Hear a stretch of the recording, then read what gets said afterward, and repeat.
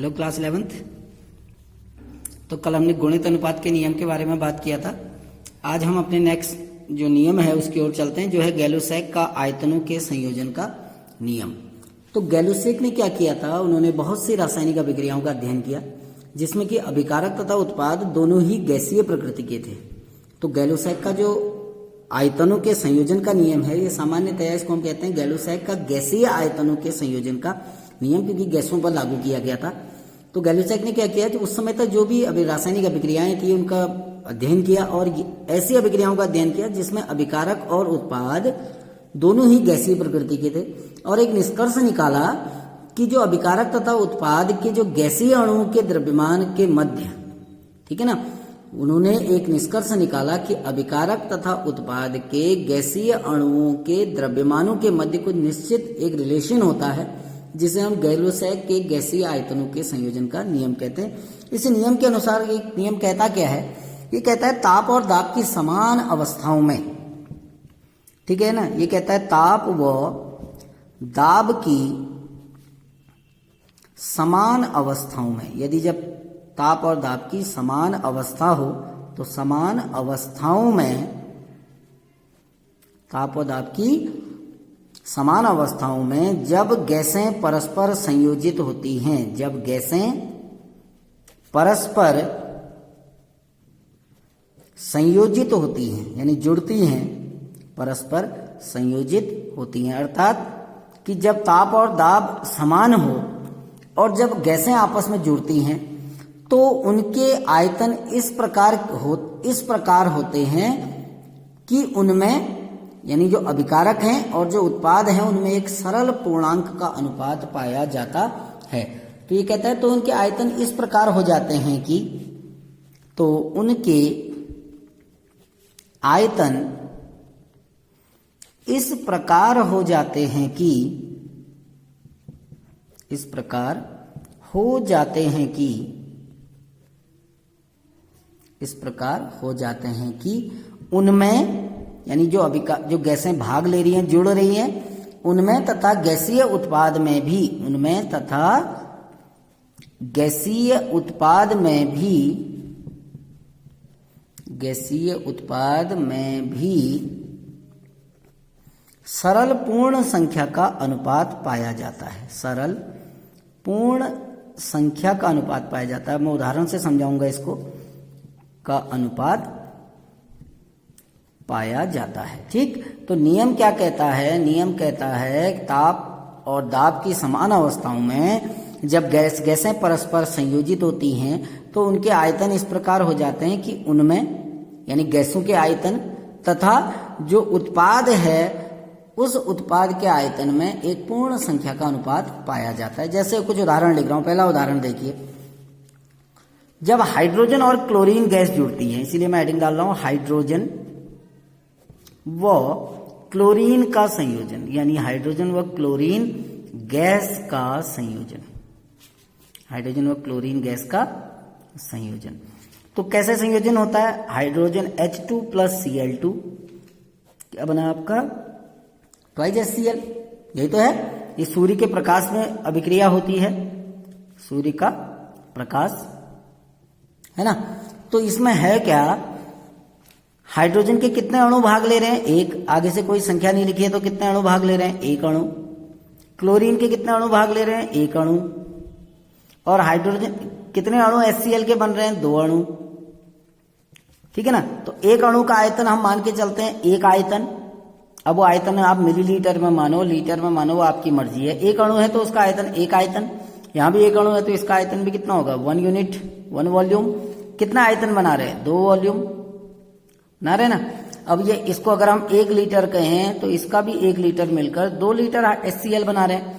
तो यदि हम जो गैसें भाग ले रही हैं और जो बन रही है गैस, उनमें अनुपात देखें तो अनुपात क्या रहेगा, 1:1:2। तो इसमें एक सरल अनुपात पाया जाता है, 1:1:2 का। ऐसे ही दूसरा उदाहरण देखिए, नाइट्रोजन और हाइड्रोजन का संयोजन। ये केवल गैसों के लिए बात कर रहे हैं हम, नाइट्रोजन व हाइड्रोजन गैस का संयोजन, हाइड्रोजन गैस का संयोजन।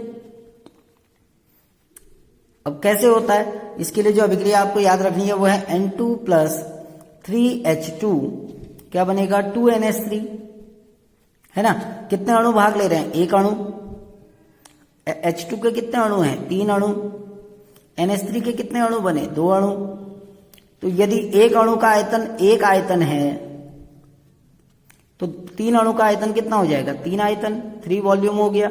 2 अणु का आयतन कितना हो गया, 2 आयतन। अगर ये इसको 1 लीटर मानते हैं तो ये 3 लीटर, ये 2 लीटर, यानी 3 लीटर हाइड्रोजन और 1 लीटर नाइट्रोजन मिलकर 2 लीटर NH3 बनाती हैं। तो अनुपात क्या रह जाएगा, 1:3:2। तो जो अनुपात आएगा गैसों में वो किसमें आएगा, सरल पूर्णांक में अनुपात आएगा, यानी कभी फ्रैक्शन के रूप में नहीं रहेंगी, 1/2, 3/2 ऐसा अनुपात नहीं आएगा। तो वो कहता है कि जब गैसें परस्पर संयोजित होती हैं तो उनके आयतन इस प्रकार हो जाते हैं कि गैसों के आयतन में तथा उत्पाद के आयतन में एक पूर्ण संख्या का अनुपात पाया जाता है। ये था गैलुसैक का गैसीय आयतनों के संयोजन का नियम। अब नेक्स्ट नियम की ओर चलते हैं। यहाँ जो नेक्स्ट आपका टॉपिक है वो है डाल्टन का परमाणु सिद्धांत। डाल्टन का परमाणु सिद्धांत, जिसको आप कक्षा 9 में पढ़ के आए हैं, ठीक है ना। डाल्टन का परमाणु सिद्धांत, तो इसके कुछ बिंदु हैं। डाल्टन ने अपना परमाणु सिद्धांत सन 1808 में दिया था, ठीक है ना। 1808 में जॉन डाल्टन थे, उन्होंने अपना एक अंग्रेज, एक रसायनज्ञ थे, ठीक है ना, एक अंग्रेज रसायनज्ञ थे, या सामान्यतः इनका व्यवसाय था, एक स्कूल टीचर थे, ठीक है ना। तो इन्होंने अपना एक नियम दिया सन 1808 में, जिसे हम डाल्टन का परमाणु सिद्धांत के नाम से जानते हैं। सबसे पुराना परमाणु सिद्धांत है, जिसके कुछ बिंदु हैं, वो पॉइंट आपने कक्षा 9 में पढ़े हैं, मैं आपको यहाँ पर भी थोड़ा रिवाइज कराता हूँ। तो ये कहता है कि जो पदार्थ है अत्यंत छोटे छोटे कणों से मिलकर बना होता है। छोटे छोटे जो कण हैं उनसे मिलकर बना होता है, कणों से बना होता है, जिन्हें क्या कहा जाता है, परमाणु कहा जाता है। जिन्हें नाम क्या देते हैं, परमाणु कहा जाता है। तो ये डाल्टन का पहला बिंदु था। डाल्टन ने कहा कि इस ब्रह्मांड में जितने भी पदार्थ हैं वो छोटे छोटे उसमें कण होते हैं, और उन छोटे कणों को हम क्या नाम देते हैं, परमाणु नाम के देते हैं। नंबर दूसरा बिंदु वो कहता है कि एक तत्व के सभी परमाणु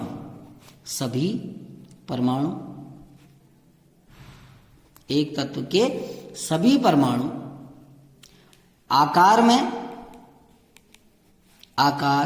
द्रव्यमान तथा गुणों में समान होते हैं, है ना।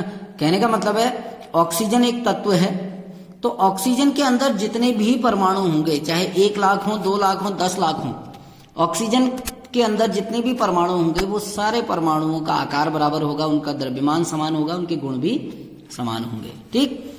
तीसरा बिंदु वो कहता है कि भिन्न भिन्न तत्वों के परमाणु आकार द्रव्यमान व गुणों में भिन्न भिन्न होते हैं। जैसे एक ऑक्सीजन तत्व है, एक नाइट्रोजन है, तो ऑक्सीजन के परमाणुओं का आकार अलग होगा, नाइट्रोजन के परमाणुओं का आकार अलग होगा। ऑक्सीजन के परमाणु का द्रव्यमान अलग होगा, जैसे ऑक्सीजन के परमाणु का द्रव्यमान 16 होता है, नाइट्रोजन का 14 होता है ना। तो उनका आकार भी अलग होगा, उनका द्रव्यमान भी अलग होगा, उनके गुण भी क्या होंगे, अलग अलग होंगे, ठीक। चौथा बिंदु उन्होंने कहा कि परमाणु जो है, परमाणु द्रव्य या पदार्थ का सबसे छोटा कण है, सबसे छोटा कण है जो रासायनिक अभिक्रिया में भाग लेता है। तो परमाणु जो है पदार्थ का सबसे छोटा कण है और परमाणु ही रासायनिक अभिक्रिया में भाग लेता है, ठीक। नेक्स्ट पॉइंट, पांचवा बिंदु उनका था, उन्होंने कहा कि एक प्रकार के अथवा भिन्न भिन्न तत्वों के परमाणु जुड़कर, ठीक है ना। तो उन्होंने कहा कि एक प्रकार के अथवा भिन्न भिन्न तत्वों के परमाणु परस्पर जुड़कर यौगिक परमाणु बनाते हैं, यौगिक परमाणु बनाते हैं। अभी वर्तमान में इनको यौगिक परमाणु नहीं कहा जाता, अब इनको नाम दिया जाता है अणु। अभी इसको हम अणु के नाम से जानते हैं। हम जानते हैं कि दो या दो से अधिक जब परमाणु आपस में जुड़ते हैं तो वो अणु बनाते हैं, लेकिन डाल्टन ने इनको अणु नाम नहीं दिया। उन्होंने कहा कि एक प्रकार के अथवा भिन्न भिन्न तत्वों के परमाणु परस्पर जुड़कर यौगिक परमाणु बनाते हैं, जिन्हें बाद में अणु नाम दिया गया। नेक्स्ट पॉइंट नंबर 6 पॉइंट क्या है? ये कहता है कि जब परमाणु मिलकर यौगिक परमाणु अथवा अणु बनाते हैं, जब परमाणु मिलकर यौगिक परमाणु, जिसे अब अणु कहा जाता है, यौगिक परमाणु बनाते हैं, यौगिक परमाणु बनाते हैं, तो वो पूर्ण संख्या के अनुपात में संयोग करते हैं। तो वह पूर्ण संख्या के अनुपात में संयोग करते हैं, संयोग करते हैं। यानी फ्रैक्शन के फॉर्म में संयोग नहीं करेंगे, 1/2 अणु भाग नहीं लेगा, 3/2 अणु नहीं, वो बल्कि जब परमाणु जुड़ते हैं तो वो पूर्ण संख्या के अनुपात में जुड़ते हैं। यानी आधा परमाणु नहीं जुड़ेगा 1 परमाणु, 2 परमाणु, 3 परमाणु, तो एक पूर्ण संख्या के अनुपात में संयोग करते हैं। और 7वां पॉइंट ये कहता है कि परमाणु जो है, परमाणु को किसी भी रासायनिक विधि अथवा भौतिक विधि द्वारा न तो बनाया जा सकता है,